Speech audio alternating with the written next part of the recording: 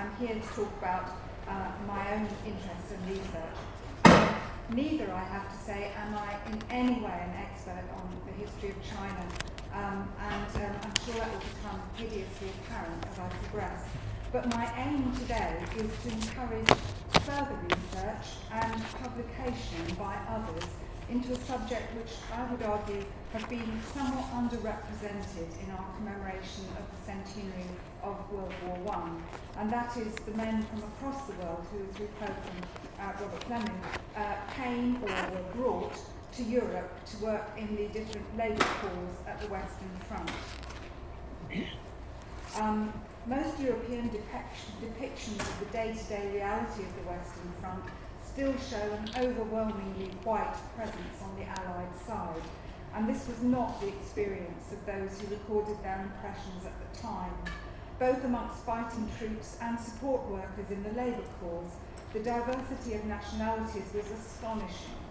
Both France and Britain had many imperial colonies, and these supplied much-needed manpower from the Americas, Africa, Asia and Australasia.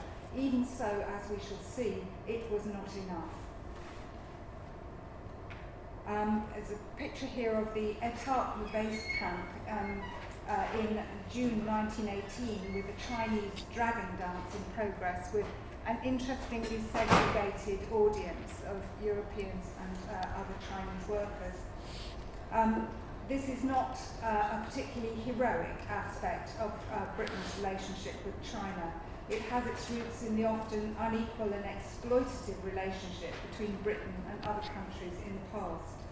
However, as Dominic Den Leuven has shown in his superb book, 5 Continents in Flanders, this was an extraordinary time of cultural mixing, the impact of which continued to be felt long after the war. And I would argue that we should be very interested in this, and also in the invisibility that came afterwards of that cultural diversity from the British narrative of the war. Recently, there has been a flurry of academic interest in the Chinese labour corps. Chatham House commissioned a short film, which some of you may have seen, China on the Western Front, from Helen Fitzwilliam last year, to accompany an article in the World Today. A book by Professor Paul Bailey of Durham University, Chinese Overseas Labour in World War I, is forthcoming, and the Chinese Labour Corps 1916 to 20 by Gregory James has already been published. The Ensuring We Remember campaign, I don't know if there's anyone here from Ensuring We Remember, possibly an HLF project, is seeking a permanent memorial to the Chinese Labour Corps in London. Yet this remains a completely invisible history for most people in Britain. Again, this is the Étaples base camp, the same event, I think, viewed from the opposite direction. During World War I, approximately 96,000 Chinese men were hired by the British under the title of the Chinese Labour Corps, and they were brought to Europe to undertake hazardous work on the Western Front, navying, transporting munitions, working on tank maintenance and clearing mines, or burying the dead. Many stayed on after the war when the massive task of clearing up the devastated war zone and reburying the dead in war cemeteries had to be faced. More than 2,000 men, we've heard 3,000, but I think the estimates are pretty fluid, died in Europe from enemy action, dangerous work, and the influenza epidemic that came after the war. We've already seen some of the badges which archaeologists occasionally turn up in their work at sites associated with the First World War, and there are some of the Chinese Labour Corps badges. And again, the gateway to the Chinese War Cemetery at Noyelles, and a headstone from Cossé. The graves of Chinese Labour Corps men can be seen in 10 war cemeteries in France and Belgium. They were subject to martial law and considered as mercenaries for the duration. Their commanding officers were white British and had served with the 1st Chinese Regiment during the Boxer Rebellion of 1900. The racist attitudes of the British towards Chinese workers were strongly in evidence, and they were subject to very harsh discipline. Unlike the French employed Chinese, the British authorities forbade all fraternisation with civilians, and the men were kept in camps with armed guards. Many people will be familiar with images like this of Chinese labour corps in France and Flanders, but fewer will know that almost all those men passed through Folkestone in Kent, and some remained in England to do war work there. China, as we've heard, remained neutral during World War I until August 1917, when it declared war on Germany.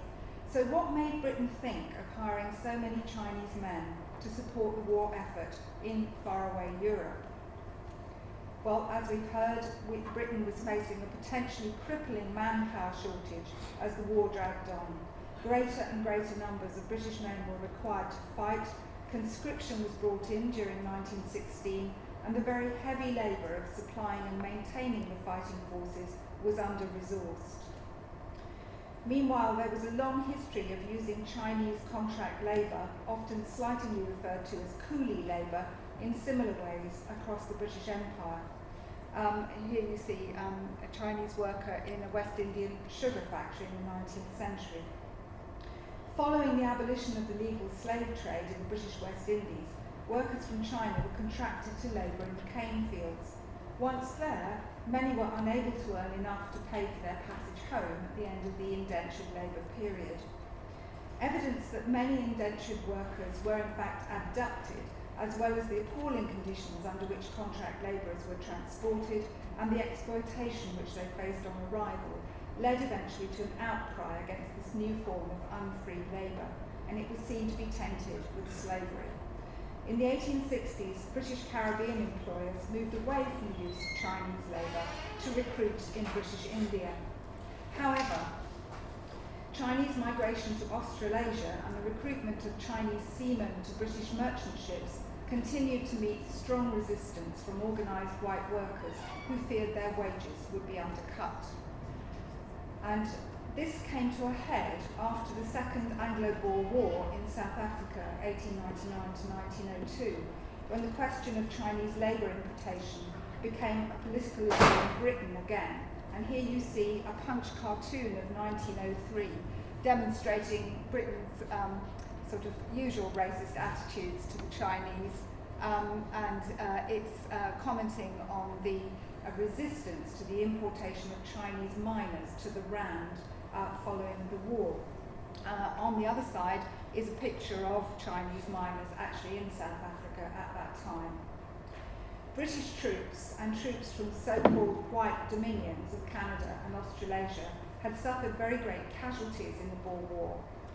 For returning soldiers, times were very hard in Britain, with much unemployment, and many hoped for new opportunities in the hard-won South African colonies.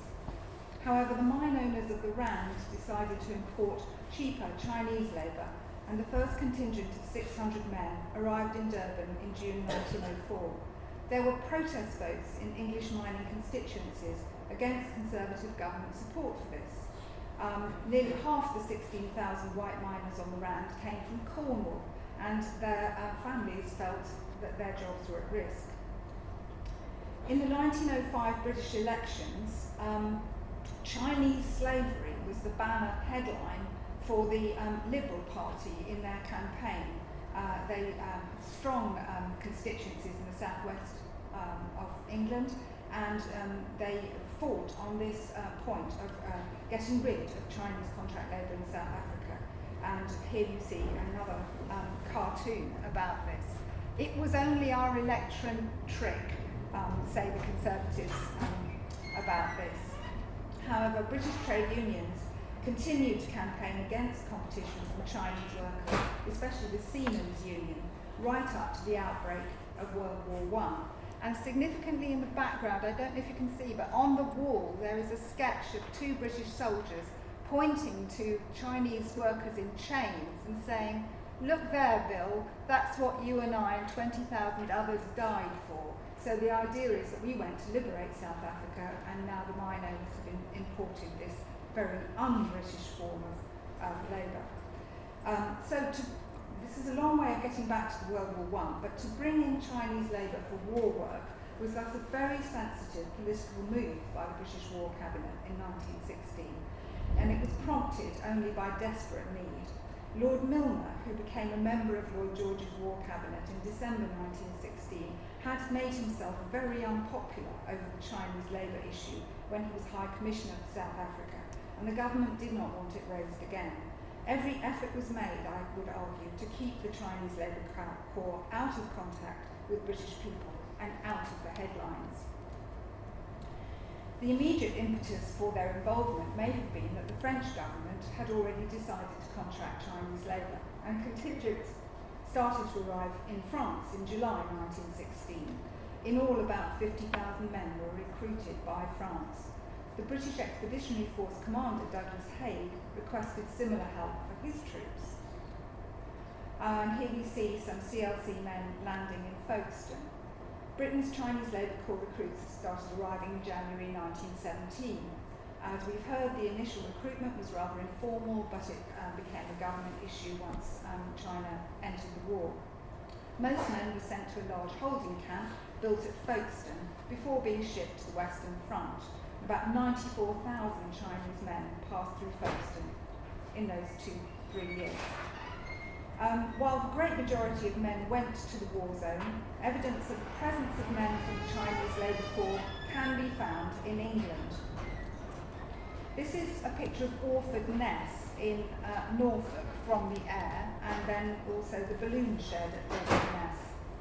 In 1914, the War Office bought Orford Ness, which is now a National Trust site, on the Suffolk coast as an experimental establishment for the development of the Army's Royal Flying Corps. It was very remote and private and cut off by water from outside interest. After the war started, it became a very important base for the new war technology of flying. But unfortunately, the East Coast is at risk of flooding, and the site was below sea level, so they needed considerable defences, earthworks, to make it practicable.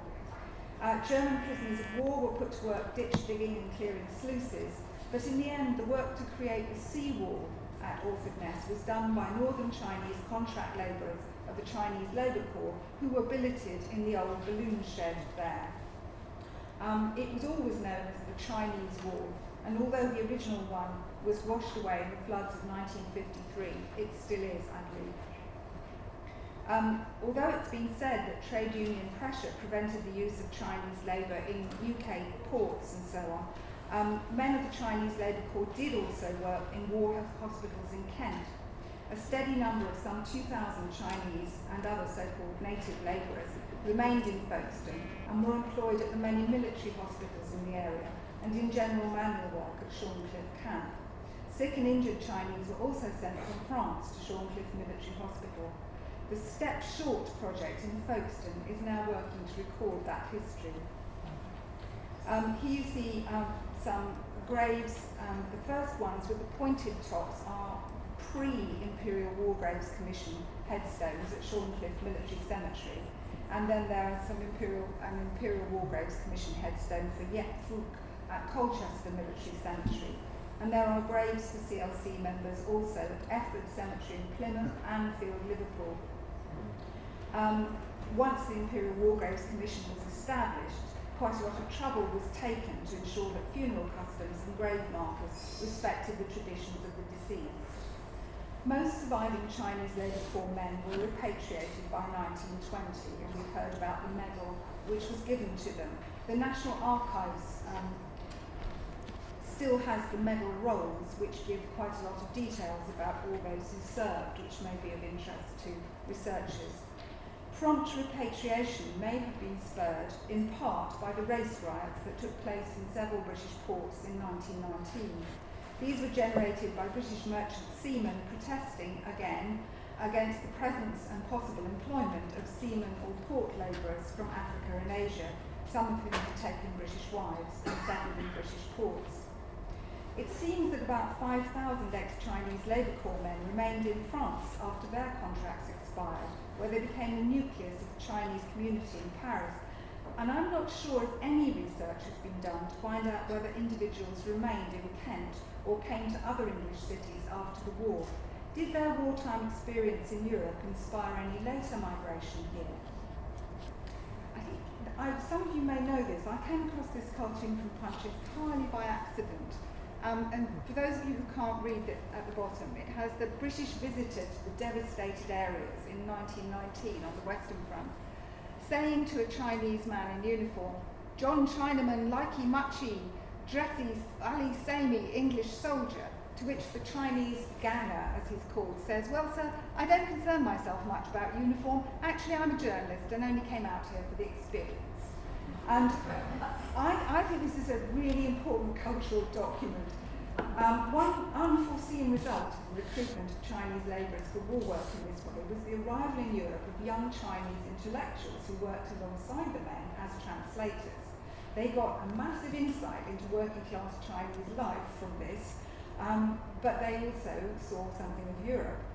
These are said to include James Chen, who developed his maths literacy education ideas for the CLC, San Fu, and I do apologise for the pronunciation, historian and politician, and Lin Yutan, writer and translator, who stayed on in Germany to study after the war.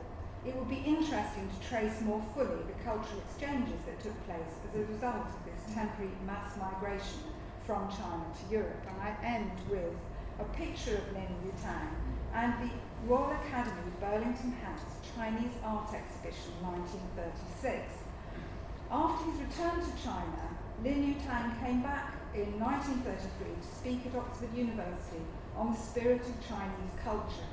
This was the year of a major exhibition of Chinese art in Paris, and Lin was also deeply involved in the planning and interpretation of the groundbreaking Loan exhibition of Chinese art held at the Royal Academy in 1936, which helped, certainly amongst intellectual circles, overturn many British notions of cultural superiority. In conclusion, we can see there are many reasons why the involvement of the Chinese Labour Corps on the Western Front and in England was played down at the time and has been little regarded by the British since. However, it's a fascinating story, and the material evidence for that presence in England remains to be investigated in more detail, while the memories and consequences of the recruitment within China remain little known in Britain. And I hope we shall see both further research, exhibitions and publications in that area.